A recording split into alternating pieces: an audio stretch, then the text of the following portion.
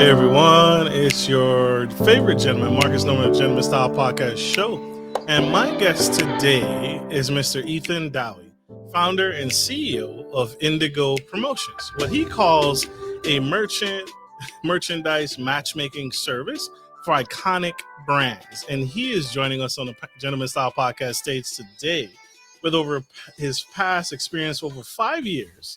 Ethan has helped companies like Zappos, MGM Resorts, Bloomberg, and MAC Cosmetics create branded merchandise that people actually keep, wear, love, and talk about, which is what we all seek to gain when we sell incredible merchandise. And so he's passionate about turning ideas into unforgettable merchandise experiences and blending creativity with practical strategies to run successful marketing campaigns and events. And get ready for this man's incredible brain, incredible insights, fresh ideas, and stories from the world of branding and building through merchandise. Please help me welcome to the incredible stage, Mr. Ethan Dowie.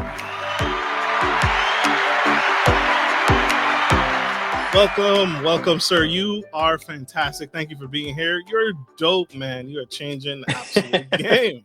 I appreciate you. Thank you for having me on, Marcus. I really appreciate it. Absolutely. Really appreciate you and the sauce that you are bringing in. And I want to speak of a very curveball question. I want to ask the simple question. You could have done anything, right? How did you get into the branding and merchandising and space to where you are now leading the charge and helping big Fortune 500 companies, big organizations, big corporations restructure how they sell their merchandise? How did you get into that unique space? It's so funny because it's so random. And out of college, I knew I wanted to have my own business. I knew I wanted to be an entrepreneur. I knew I wanted to just find a way to really change the world. That's the whole goal. And out of college, I was working this job. I had my own nonprofit going, and I ordered a lot of merch. And every time, no matter who I dealt with, the stuff would come wrong. It'd be the wrong color. It would have holes in it. Just something was incorrect. It was a high price. There was all this stuff incorrect with it. And I was just thinking, I'm paying these people a lot of money and they're making it wrong. So that really was my market study of being like, I could do this better. I bet you I know fashion better. I know style better. And I know for a fact that I can give better customer service than a lot of these other brands are probably getting. So it really all stemmed from that. It had nothing to do with me knowing merchandise beforehand or understanding how to run a business. It was just, I was so frustrated with the person who I was dealing with that I said to myself, I have to get into this space and I'm going to do it differently and I'm going to find a way to change the game. And it wasn't really, it was pretty naive thinking back. But now that I am where I'm at, it's kind of funny to think back that, that was my market research, just one or two merch vendors not doing a good job. Mm. And that's real. That's real. So you saw that there were poor performers, poor players in the industry, and you 100%. and you knew you could do it better. You knew you had something to brand. Where did you find your sense of style, your sense of fashion, and say, hey, I have a niche here. I have an expertise. Are you a fashionista yourself? Are you got You every know, Jordans, every Nike, every FUBU?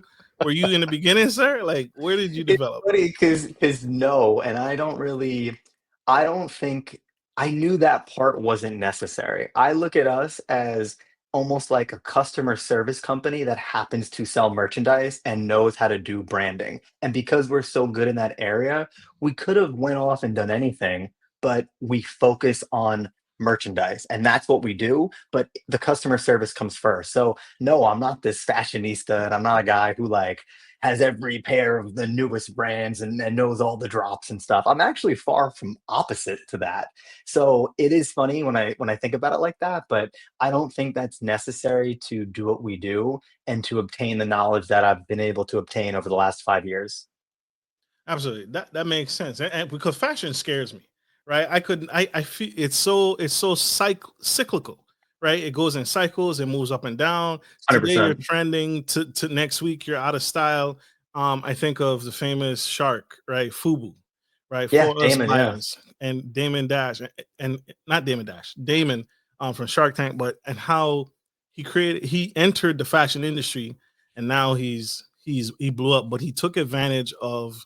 I don't want to say take advantage. That's the wrong word, but he saw us and that we Right. have our own brand. We didn't have a player in the game, right? It was all these skinny people, skinny models, supermodels, but nothing for the BBW, nothing for the African American male, nothing for the Yeah. African American female. And he saw that opening and leveraged that and created a brand for us, by us. And is that kind of what things do you teach these companies, the companies that hire you? What's important to branding? Is it that ethos? Should there be an ethos? Should there be a catchy phrase? Should it be a jingle on the radio? What really or what sets a brand apart from merchandising? I love that question because so many brands, and these are Fortune 500 companies, these aren't little small businesses that I'm about to talk about. So many of these giant companies only scratch the surface with their merchandise, and they think of it more of a checkbox instead of a way to make their brand feel more iconic. So that's where I come in.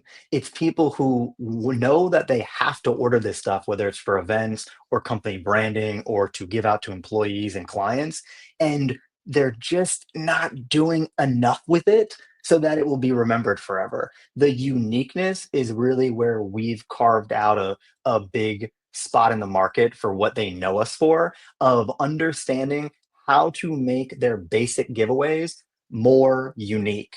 And it sounds like anyone can do it, but it all comes back to the details. It all comes back to every little thing that is required to reverse engineer the entire path of the piece of merch that you're making. So if it's a t-shirt, my team is never just going to ask somebody, "Oh, you want a t-shirt? Sure, we'll quote it out for you." No, we want to know who it's going to. We want to know why you're getting a t-shirt. We want to know a whole laundry list of questions so that we can reverse engineer exactly the touch points that we want to make with this t-shirt so that it comes out perfect.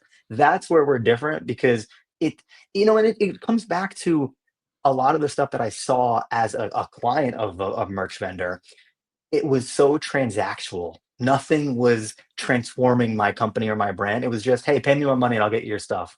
I hate that. That is the opposite of how I want to come across ever to a brand. I want to transform their brand into something that is in a different spot than where they're at.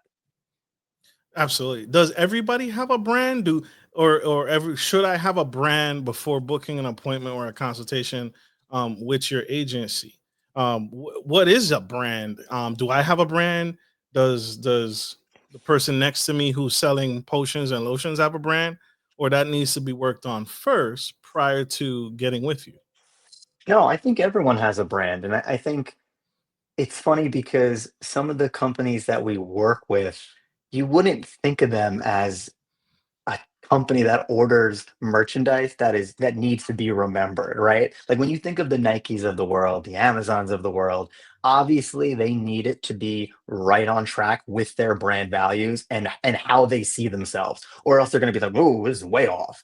So we do help people stay on track with what they think their brand is. People might come to us and say, "Hey, these are the options that I want to go with for my merch," and we might say, "That's not really what the vibe I'm picking up from you guys. Like, we can do it, but are you sure you want to go this route?" So it takes a little bit of guesswork on us when we start to work with someone to really pick up the vibe and to ping pong it back and forth and to understand what they think they're about. And then we might take a guess at what we think they're about.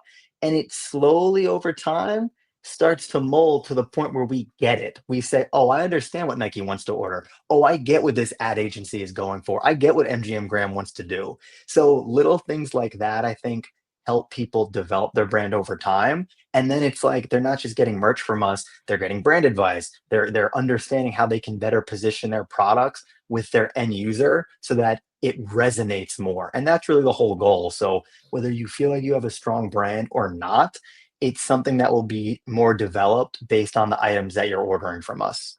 Mm.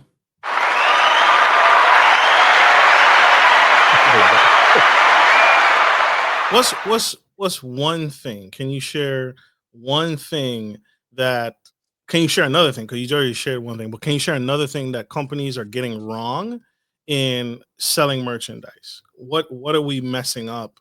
consistently, like you see, you had that bad experience. But what's another thing that you consistently see brands mess up when trying to? And I'm not selling enough T-shirts. People aren't buying my coffee mugs. People, is it when I go to the events? I sell out of one thing, but not this other thing. How can what are people always getting wrong when it comes to branding and their The merchandise? number one thing that I see over and over and over again, and it's been like this for 5 years. It's not just I saw it one year and didn't see it on another.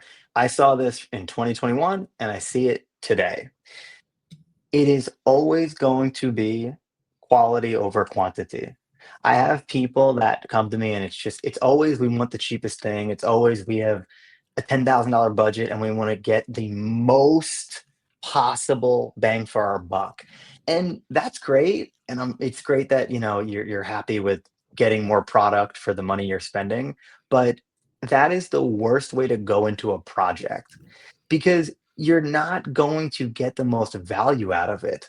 If you're a premium brand, and I'm not even just saying small businesses come to us. We have companies that are Fortune 100, Fortune 500 that will say, I got to spend 20 grand and I want to get as much pens as possible. I don't care what they cost. That is such a bad way to look at it because the way I look at it is anything I make for Indigo, whether it's an embroidered polo or a pen or a notebook or a bottle of some sort, it doesn't matter. And if someone is seeing it, they are going to look at it and evaluate my brand based on that one item. So if they're seeing a cheap pen and it breaks on their first write, that's what you're associated with. And that's all branding is. It's what you're associated with. So if I'm wearing a Nike polo right now that I classify as a really nice brand and I put the Indigo logo on it and that also looks beautifully embroidered too, I think someone will see that and associate my brand with Nike's. That's what branding is. And when they have that mindset of, oh, it's quantity over quality, I don't really care about it. I just want to spend X amount of money. I feel that it only leads to negative consequences over a long enough timeline. I feel that. I feel that. If I had another mic for you to drop, I would because that's a mic drop moment. And like you said, this is going all the way back. You said 2021. We've been messing this up. We've been messing Oh this up. yeah. And the industry, it's funny. This industry has been around forever. Merch, promotional products, swag, whatever you want to call it, it's been going on forever. And that's one thing that has been consistent that people don't understand that when you make premium merch on a daily basis and you're just so good at pumping it out, it doesn't mean you can't spend lower amounts of money. You might spend $5 on a pen or a bag of a chip clip or something. And because it's a premium item in that category, it still does your brand justice. And I don't think people think of it enough, honestly. Absolutely. Absolutely. Have you ever had to coach someone or mentor an organization and said, listen, you have too much merchandise. You have too many products, right? Because I saw that when speaking of Shark Tank, as you can tell, I watch a lot of Shark Tank. You You and me both. where the person they had a business and they had too much merchandise, and he said, listen, focus on your top like five best sellers and just really perfect those instead of having 12, 15 options because people don't like options. What do you recommend? Have you ever Yeah, had to advise someone about that? Yeah, and we always, like I don't know if I'd say advise, but we try to be my goal is to position Indigo as almost like a branded merchandise consultant. We don't want this transactional company that like you're just Marcus comes to me and says, "Hey, I need 10 t-shirts," and I say, "Okay, I don't even know your name."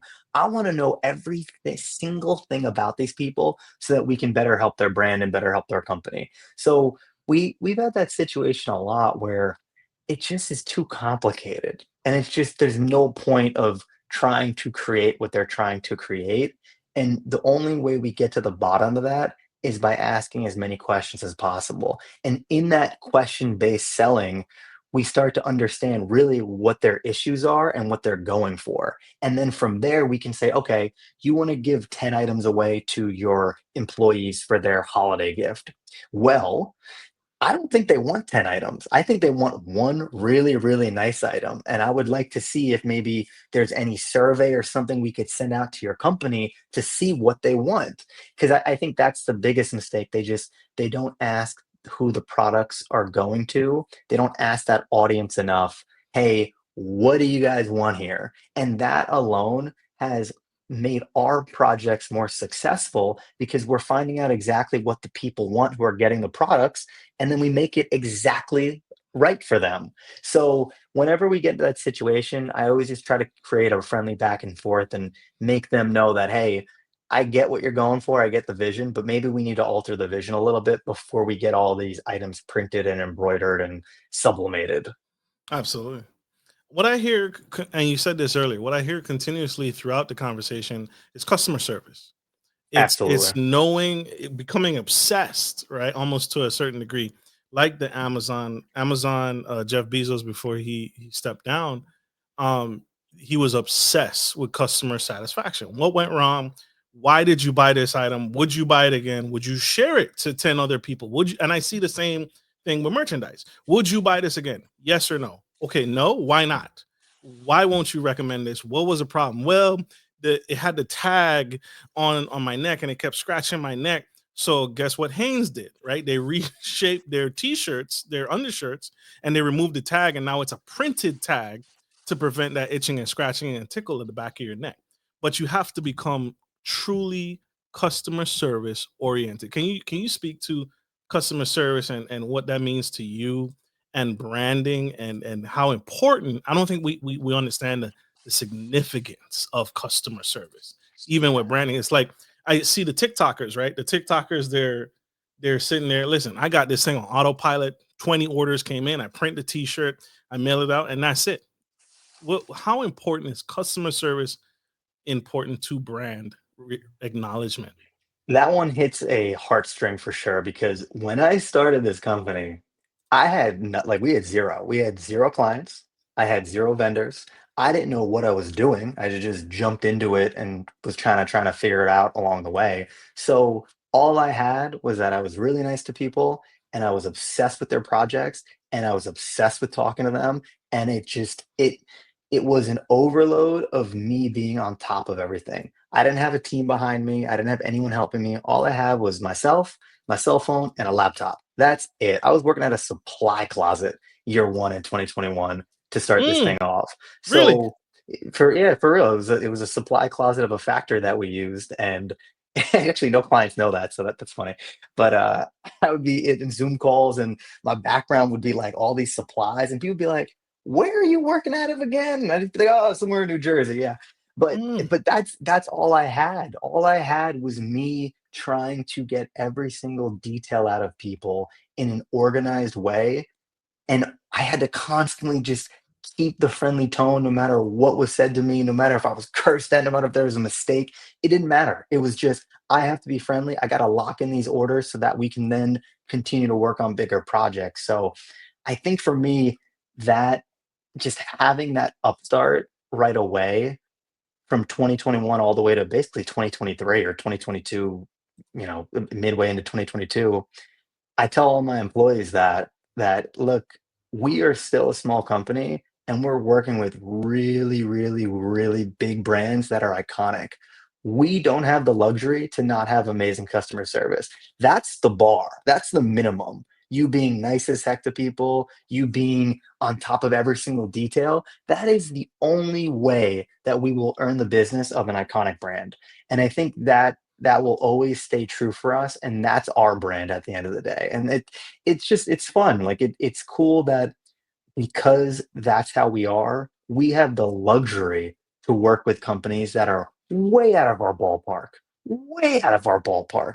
But because we're so good at that one element and we know merchandise well, that combo lets us bat outside of our range. absolutely. I love it. I love it. I love it. I love it. That's significant, y'all.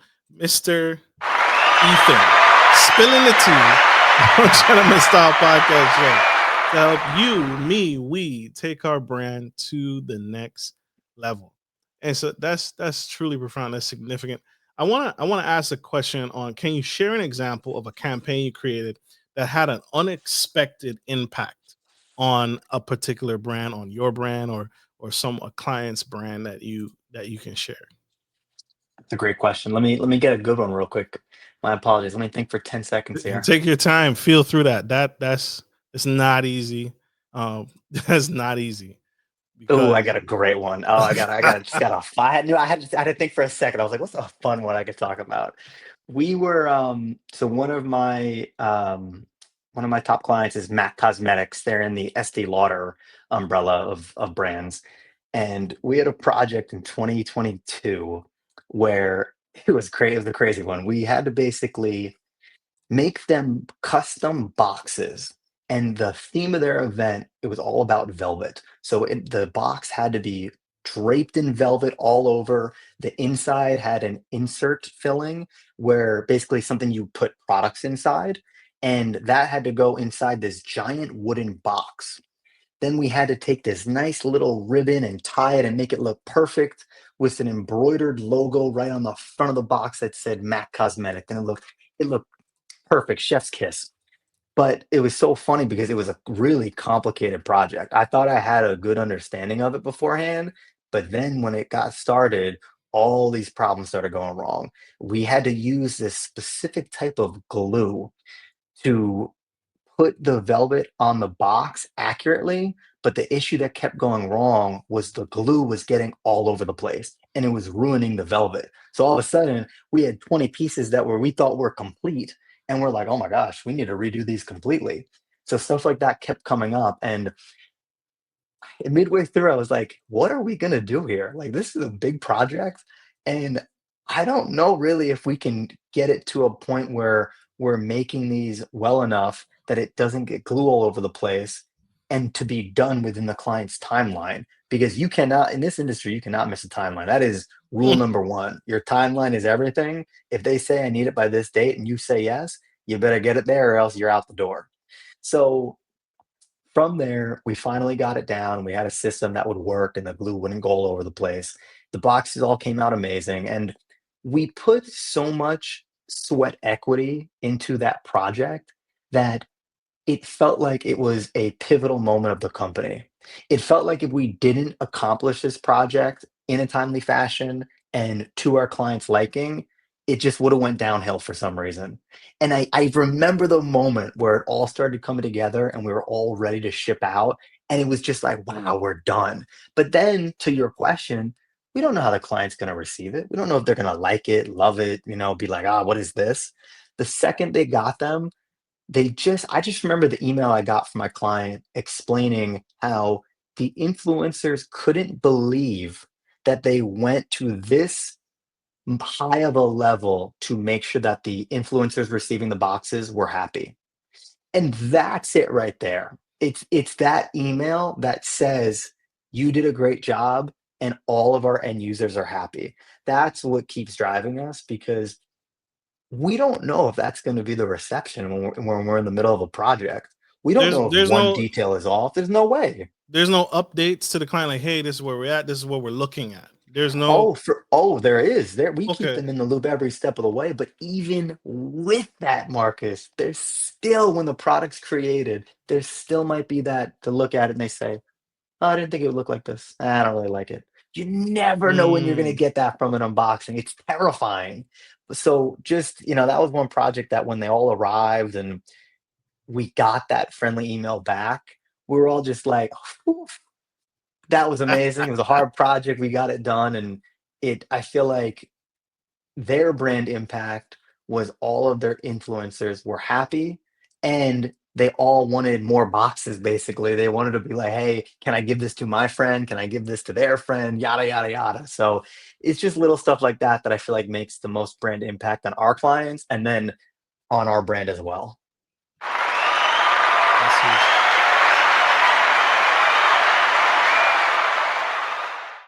That's something unique. How much when you say thank you for that, right? Thank you Heck for yeah. that because it leads me to my next question. But where is advertising dollars? Where should a brand or a business be focusing its advertising dollars for merchandise? I feel like it's what you're saying. It's influencers right? The CNBC, the news articles, radio is no longer um, obviously your website, right? You need to have your products listed on your website. But where's the huge marketing dollars should be allocated to when trying to get my merchandise out to the public?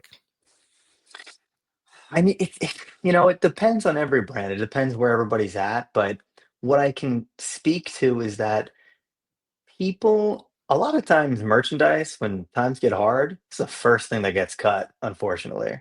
And that has always been shocking to me. Like branded merchandise, swag, stuff for your employees, gifts. Sometimes we're working with a company and then there are cuts, and then all the stuff, they had all these projects they were going to work on and order, cut, done, no more, doesn't exist. And I always found that that alone was a huge mistake because your brand, there's no way, a lot of times, there's not really a way to measure how many points your brand is bringing in with clients and employees and whatever. It's just something that you either have it or you don't. So when I talk about Nike, they clearly have a very good brand to build what they've built. But I might name maybe a lower down company that they're a big company, but they don't really have a brand around them. So I always feel like the merchandise is a way to reinforce you having an excellent brand, no matter who the products are going to.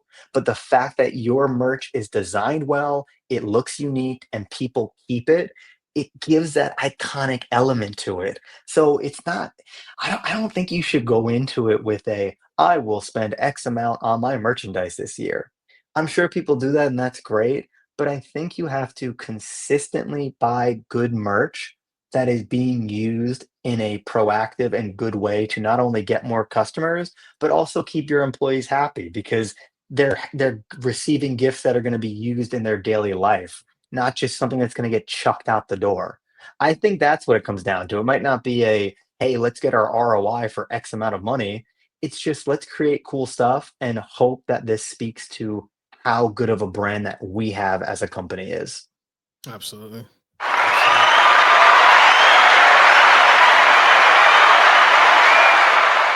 I want to talk psychology here. I want to talk to the science of merchant and brand connection.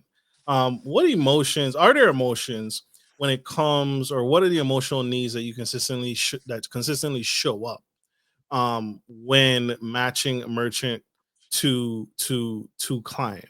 Right? What emotional need does merch actually fulfill for people? Right? What comes to mind? One of the things that comes to mind is like death of a loved one, right? Death of a loved one, that we always reach out to create the merchandise with the picture of rest in peace of that loved one. So sadness, depression, grief, those kinds of emotions can come up with that. What kind of emotions can come up? What other kind of emotions can come up when it comes to branding and merchandise? I love that example you just shared, Marcus, because that, and I've said it like 5 times here, but it always comes back to this. In those situations, when you get those emails and it's a project that isn't like a fun project, isn't like, oh, we're, giving these gifts to influencers and whatnot. It's a funeral. It's something like that where there's death involved. That's really where it comes back to. You can't think of it in a transactional way. How can I support this person and also make their merchandise? How can I tie that together? That's how we feel about it as a company. That's just one thing, but I think the emotions, always an emotional roller coaster when you're working on merch because there are large scale campaigns that we work on for months, on 6 months plus, sometimes a Mm, year. It could be forever. And there's multiple people on my team that might be attacking the same project. So if information isn't passed from me to my assistant, to my customer service rep, to my sales rep, to whoever in a orderly way that everybody understands to a point where everyone's on the same page, one slip up of information can lead to the entire project failing, the entire project being printed wrong. So there's a lot of nerves involved because I'm traveling this week. I'm traveling away from New York, New Jersey area. And that is up to my team to make sure that nothing gets messed up. So if anything is living in my mind and I didn't properly update them on anything, it could be a huge mistake.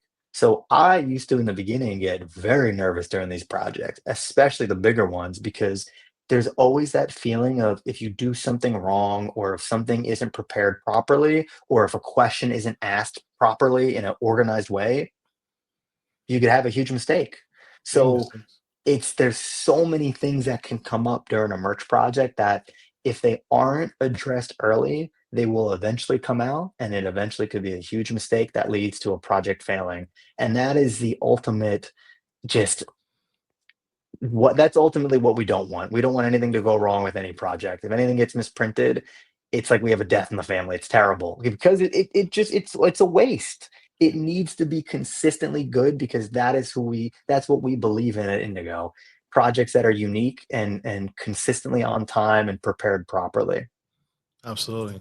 Do I want to ask the questions about what's a mistake that Indigo has ever made? Can you speak to that? When it 100%. came to because that shows the authenticity, right? Yeah. What was the mistake? What happened? And then how did you come to a resolution on it for the client? This was These are learning points for others watching it. I feel like. Absolutely, and this was my first real mistake in the business in 2021. We were working with a company down in North Carolina. Love this company to death. They're still a client to this day. And we had this rush project. They came to me. They said, "Ethan, we need hoodies fast. It's for a retreat for our employees. We need the most fluffiest, perfect spa-worthy hoodies. Please, please, please, can you get them to us on time?" That was a Monday. We had to get it to them on Friday. We had a few days to embroider them, to get them from our factory, embroider them at another factory, and ship them out overnight to get to North Carolina in time. So I found a way to get it done. I prepped my factory and my production team. It's just me at this time, just me and the company. I'm rolling. I'm like, okay, we did this right. We did that right. Perfect. It comes time to ship. They're shipping out. I say, "Oof, finally, client's name, finally got these out. They are on their way to you. They will be there tomorrow. Thank you so much for trusting us with this project." She takes one look at the tracking. She says, "Ethan, these are shipping to North Carolina." And I Oh, said, "Yeah, that's where your company's based, right?" And she said, "We needed these in California." And I said, ah. "Uh, after all that hard work, it was like all hands on deck. We did everything right. And the one thing that I left out, the one thing that I forgot, me, I can't blame anybody, nobody. I have to blame myself. I didn't ask her, where do you want these shipped?" It's just and it's that is really I tell every new employee that story because you could do everything right, and if you forget one little thing, it could ruin the entire project, and it did, and, they were so nice about it. They rerouted them for me once they got delivered, and they weren't on time, but they still made it work and still ordered from me, but it's little stories like that that you either win or learn in this business, and there I learned, and that has led to me winning a lot because I was able to take that learning and be like, "Okay, how do I prevent myself from ever doing this again? I should have a checklist." Now I can look at my checklist and be like, "Did I ask them this? Did I ask them that? Perfect, I got all my questions out of the way. Now I'm wiping my hands clean and there can't be any mistakes." So that's just a little fun one that I always try to share with people, especially my employees, of just like how, the littlest thing can go wrong and it could really ruin a whole project that you worked hard on. Absolutely. That's the onboarding piece, right? And I could see why you did that, right? I'm sure most people I would do the same thing. I'm assuming you want these sent to you so you can package them, rebox them, look at them, touch them, smell them, make sure they're of your standards. So I can easily see how you would send it to the client's business address. But that also speaks to how much trust someone is putting in you. No, ship Yeah, it directly to California. I don't want to see it. I know your work. I see the reviews. Send it directly to the client in California. And absolutely. and so I could see that. I could totally see that. and that's humbling, man. I see it all the time. Many businesses, man, they're constantly posting. Hey y'all, I got a special this week. Hey y'all, I got this week. Well, I got this is, and they don't have a checklist. They don't have they're not learning, right? They don't have a client list, they don't have an email list, they don't have contacts to consistently reach out to their client base when they have a new product or a new concept or a revision or a revamp. It's constant, let me post on social media to death and hope the same people that subscribe to me and follow me continue to subscribe and follow. And that's not it. You need to, hey, who bought from me? I need their name, email address, contact, so I can send them product in the future. I may have samples that I want to send them. And you're so right. It's like that's huge, huge, significant.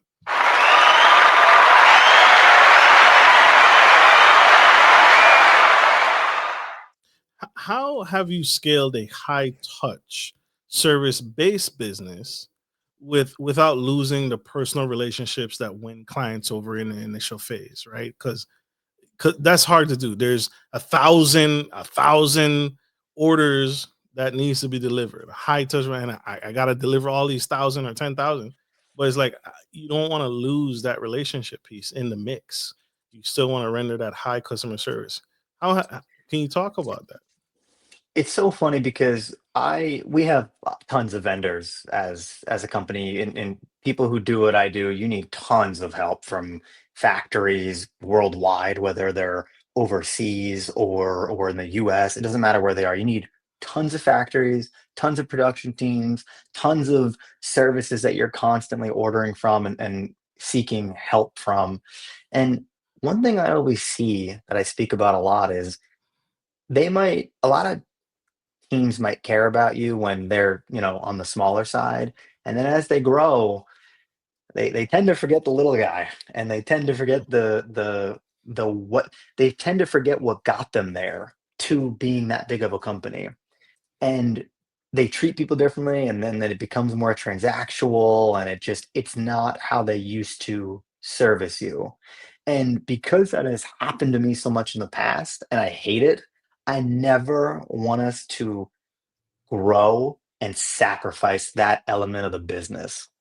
And it's so much easier said than done, but the way we do it is by caring, and providing that level of customer service that we always have. Because if we just randomly change up, if we're getting all these big projects in the door and then all of a sudden we're saying, I don't need to focus on this little project. I don't care about that. Mm, That is when we have made the mistake. It's that day one mindset. When I was day one and I was working in a supply closet, do you think I had any shame whatsoever about what project I took on? I yeah. would scream out the door, can someone please give me an order? We need some money, everyone. Please, please, please. I would have taken anything. Shirts, card, it didn't matter. It was anything, whatever it was, I would have taken that project on. And although obviously, you need some standards for what projects you'll work on and what's for you and what isn't.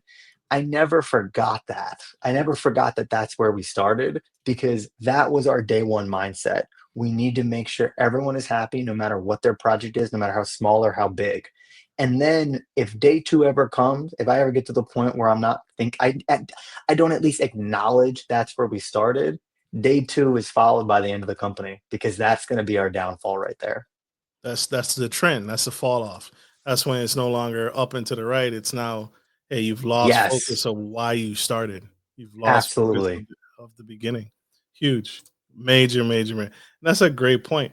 It leads me to this other great point. Have you ever worked on branding for a particular political party, right? And then be in conflict potentially that you don't actually support that party. Like I'm working, Awesome question. you're working on a branding for this candidate, and you don't support this candidate. Have you ever had anything like that come across your desk? Or That's an awesome question. I wouldn't say for political, no, that hasn't happened yet. I'm sure it'll happen yeah, eventually. absolutely. But we have had projects that were on the more risque side, both funny and ones where we are like, "Can we even do this? Like, is this even allowed? Is this even legal?" No.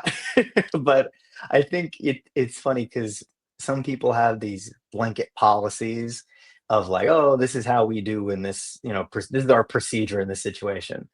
I think stuff has to be on a more case by case basis. I am never afraid to jump into a project and review what's going on. And I'm never gonna get I hate when people give this kind of BS excuse of why they can or can't do something. I will tell you how it is. I'm gonna be upfront and tell you exactly how I think. Regardless of if it's our policy or not, that always has to be true for me and my team too. We're all gonna use our best judgment to jump into something and say, this is how we feel and why. And I think being able to say things up front to people like that, it's not common nowadays. And because it's not common, they will respect you more for it, regardless of if it's in their favor or not. That's always how I feel because if I'm able to express myself clearly of why we can or cannot do something, maybe it's just a little too off the rails for us branding wise, which could very well happen. I'll never be afraid to share my opinion, and I'll never be afraid to tell people, "This is why I think what I think, and I'm very sorry that we can't help you here." So, I don't think that's something that's come up a ton. I'm sure it will more in the future, and, that's always where I have to put I have to really follow my words, like, I'm saying this now, and I wanna be able to hold true to that years from now when this is still out there and we finally have a project that comes across my desk where I'm like, "This is what I was talking about." So it might not happen as much now, but that's truly how I feel about that. Absolutely, and I appreciate you sharing about that. I can see it. I can see it. I remember I asked the question. I said, a previous guest. I said, "What clients don't you accept?" And he was like, massage parlors. He doesn't do work for massage parlors because of the emphasis and the potential risk of coming across human trafficking. Wow. And so he said he doesn't work with massage parlors for that reason.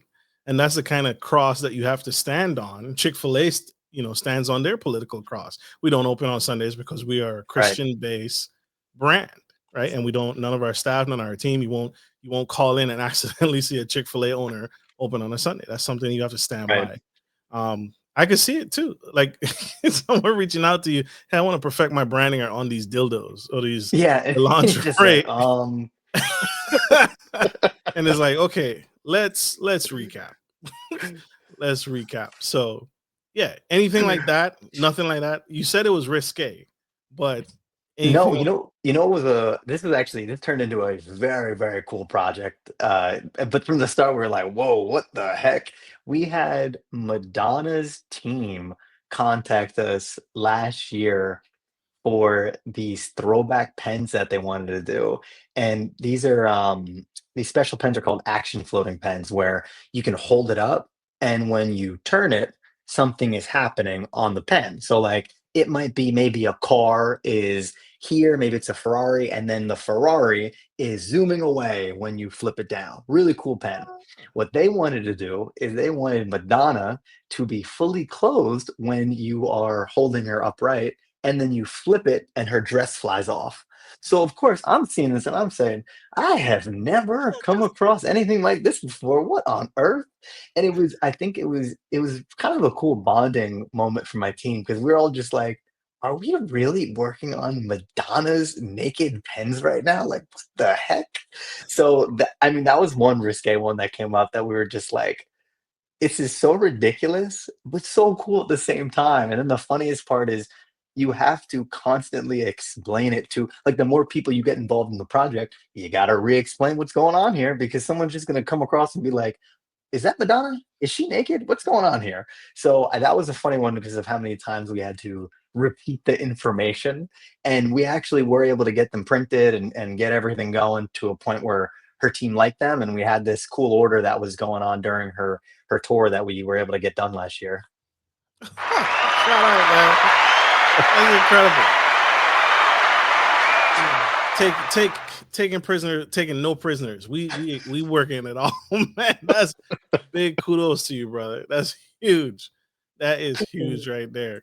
I wanna use the other buzzword here. I want to touch on the buzzword artificial intelligence. Artificial intelligence is taking over, and I'm pretty sure I'm confident it's here to stay. This is no longer a trend. It's here to stay and it's making impact in businesses across the board. I don't think there's. I think there's very few industries that cannot be impacted and enhanced or touched by artificial intelligence. Can you speak to the role that AI plays in generating fresh merchandise and streamlining your business? I'm going to make this very clear too for everyone out there. We are an AI first merch company for sure. You always we use AI so much, ChatGPT, whatever you want to call it, that we have to input it before exactly what we do because it's almost like every problem we come across should be asked to ChatGPT or AI first in a way before it even sees the light of day, before we go to a client with it, before we go to the team with it. We have to make sure that we're checking that box of being like, wait a minute, can ChatGPT answer this? And that alone, right there, it might not seem like that directly would impact merch projects, but it does because it saves our clients the hassle of having to answer all of these questions about their project. We might we might have all of the information from emails and from phone conversations and Zoom calls that our client gives us. We feed that into ChatGPT immediately and say, hey, here is the whole project as a whole. I need you to remember all of this. And when I come back with questions, instead of asking the client, I want to ask you. It's so simple, but little things like that, I don't think people are taking advantage enough in the merch space. And one reason why we do it is because it helps us and it works.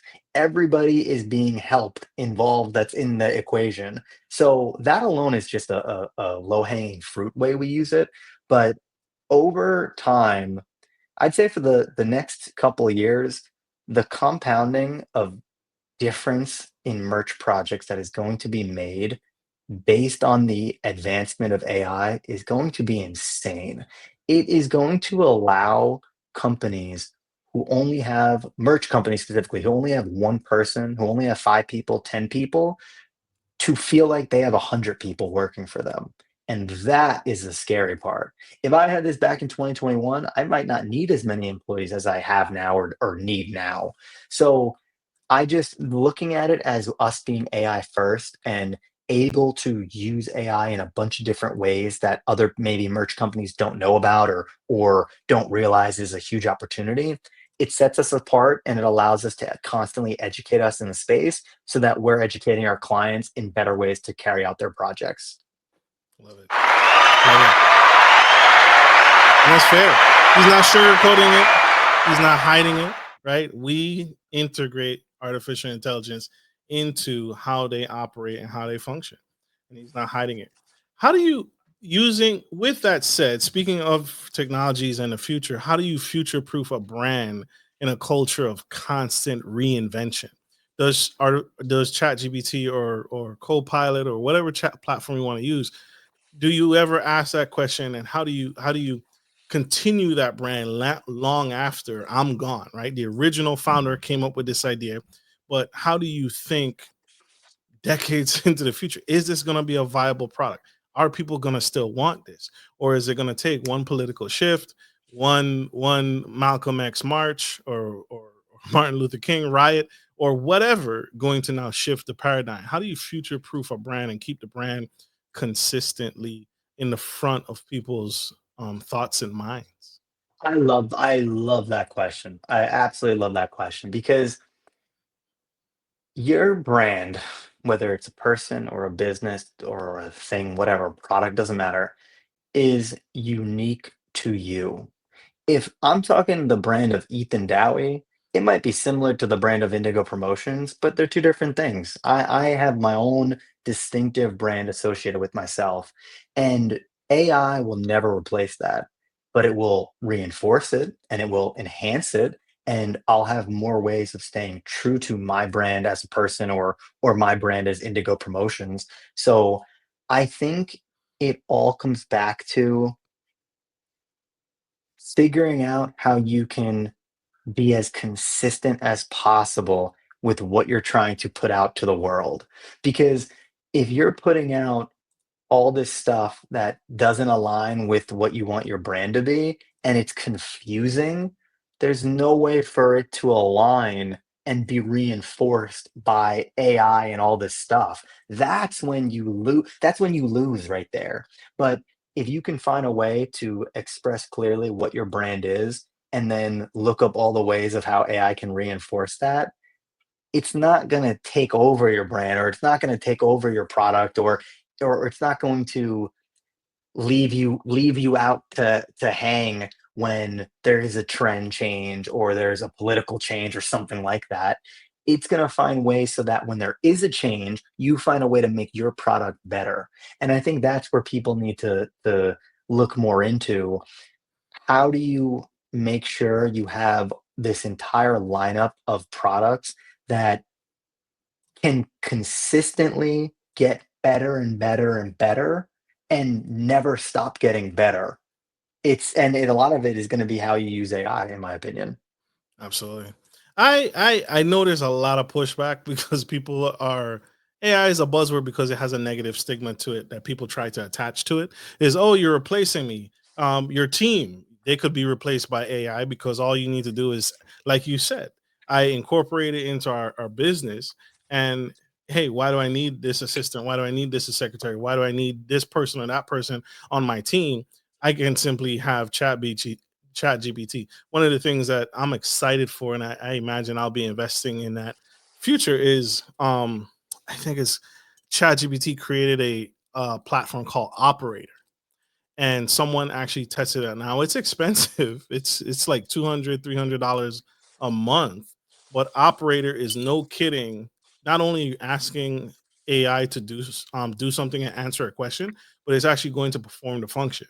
And someone tested it live where they said, I want to order an Uber. Um I want to order an Uber and I want Operator to order that Uber for me. I'm going to give it my credit card information, and no kidding, the Uber driver was booked. It took control of their computer. It booked the car, set the schedule, and the Uber driver showed up. And they did the same thing with DoorDash. They said, "I want you to order me a Pepsi Cola Coke product." And Operator, the system, went ahead, found a DoorDash available, found the product, purchased it, and had the driver deliver it at their front door, at It's their amazing. company. So it has a negative stigma because it's like, why do I need an assistant when I have Operator? Right? I can pay $200 versus the salary that I'm paying for an employee, and so people are scared of that.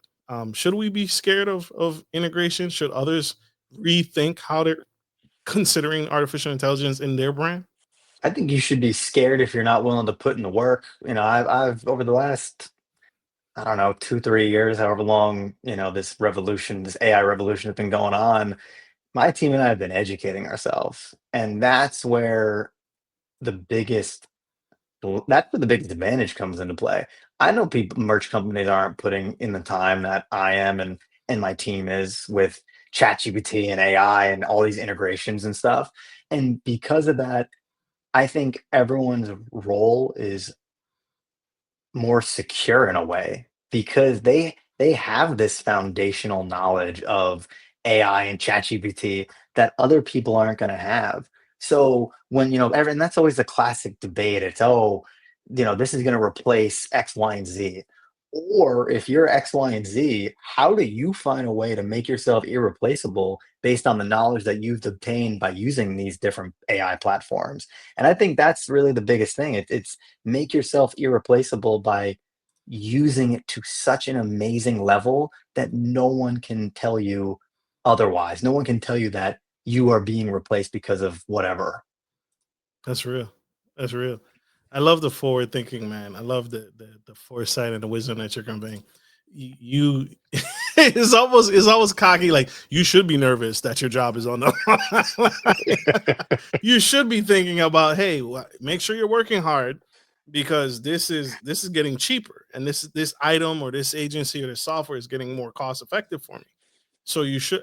I told someone today in an interview, um, we want to work with the best. And what that means is, don't come to me out the gate talking about you want six figures. What we do is we hire and show me what you're worth. Don't tell me. I don't care what this piece of paper says. Show me that you are the best at this. And 9 times out of 10, proactively, we come to you anyway and we say, listen, we need to work on your compensation because you're killing it. Or we were right in the first place. You're not killing it, but you wanted to sell me this resume because you wrote down all the buzzwords when I could simply replace you with AI because I don't need you. Not like that. Not the way you're trying to sell it, and definitely not worth the money. And so, huge, huge, huge, especially when we're talking budgets for companies and corporations like Mac and agencies that you work for. I have to, they are constantly looking at that budget to say, where are we going to put our best dollars? And so that's why they find you and Indigo, right? And that's what creates the best environment, though. I feel like that's what people, underestimate. When we have a team of 10 plus people who are all grinding on ChatGPT, and every email goes through ChatGPT and everything is AI first. Can you understand how much that levels up us? And like how every little, this is my big thing. Every touch point has to be gold. Every single touch point has to be golden in a way, to the point where people start looking at us and say, every single email I get from this guy, every single text, every single message, every single call, it's always cleaned up. And I think that's where we've been able to win a lot of business, because not only just me, but when my assistant's emailing people, when my team is, whenever we're talking to people, we all share such similar values, and we're also detail oriented that it allows them to see what we're all about. So I think it levels up your minimum, and like it turns your whole team into A players, which is ultimately what all of us want. It absolutely does. We work with Mac. Do you realize what that does for us? Do you realize what that does for you, the team member, right? You can put that on a resume and you can sell it. I have done projects and worked on Mac. Like that's significant. We have done branding projects for Tesla, right? Tesla electric vehicle is going down the drain. They reached out to us. Do you know what that means? Right? That's big. That's big. That's a huge, huge level up. I want to get you out of here on this question, brother. You have shared so much insight, so much wisdom. I could go for hours on this conversation, but I gotta let you go because you got a company to run. You got team members and lives to change, and brands to change, and impact and influence, and help that brand and next company get to the next level. But if you could rebrand one cultural movement, that you've seen and you understand the mission, they got a good mission, it's a solid mission, but they need help, they need to tweak some things, they need to work on some things.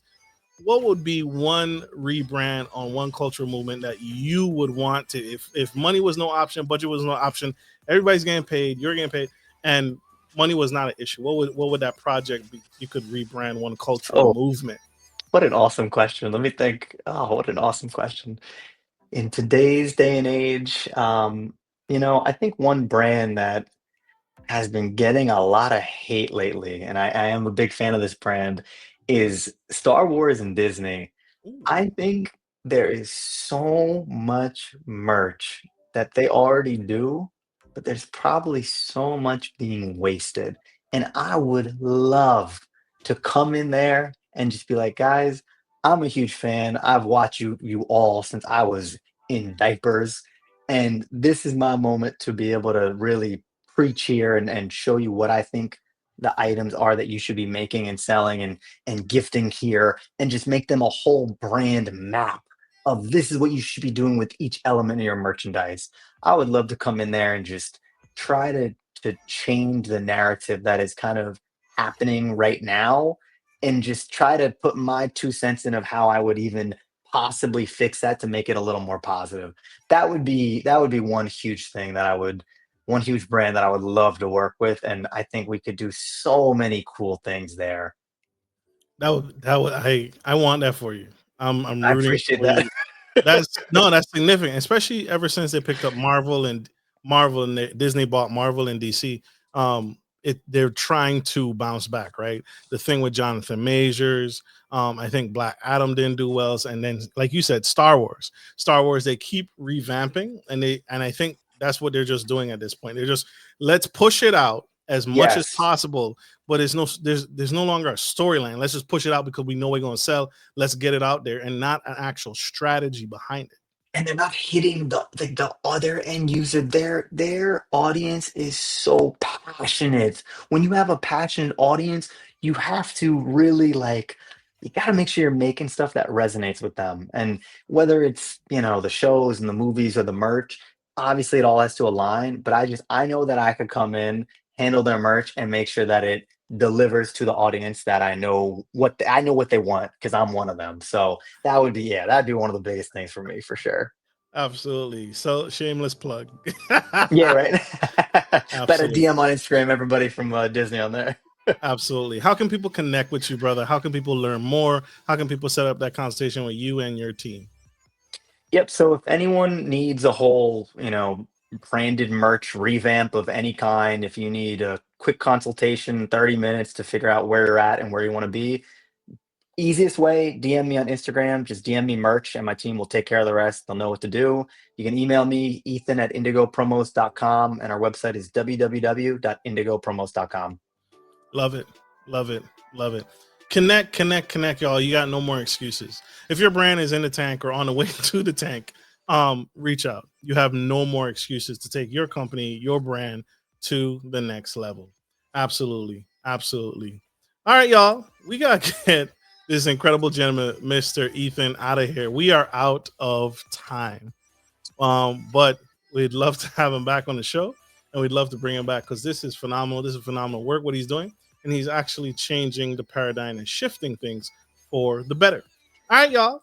Like we end every show, take care of your friends, take care of your family, and always, always take care of business. This is Marcus, your favorite gentleman, and the super fragilistic espialidocious, Mr. Ethan Dowie, signing off. Disney, Star Wars, reach out to him. Get your boy. Get your boy.